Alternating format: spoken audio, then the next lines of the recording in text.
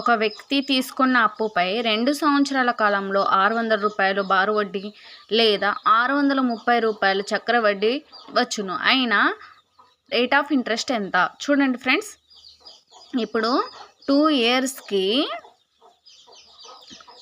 బారు వడ్డీ 600 రూపాయలుగా ఫ్రెండ్స్. అంటే ఇప్పుడు 1 ఇయర్కి 300 రూపాయలు ప్లస్ ఇంకో సెకండ్ ఇయర్కి 300 రూపాయలు అన్నట్టుగా ఫ్రెండ్స్, అంతే కదా.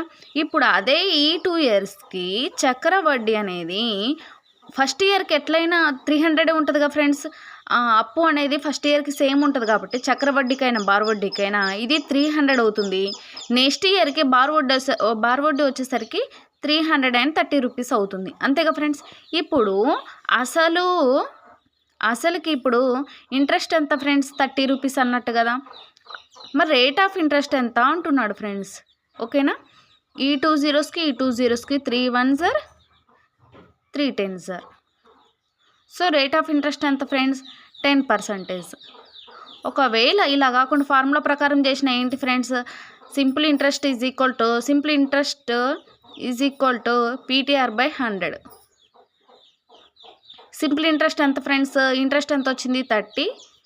P అంటేనేమో 300, T అంటేనేమో 1 year. రేట్ ఆఫ్ ఇంట్రెస్ట్ కనుక్కోవాలి. ఈ 2 zeros 2 zeros 3 1s 3 10s. So rate of interest is equal to 10%. ఇలా అయినా అంతేగా ఫ్రెండ్స్.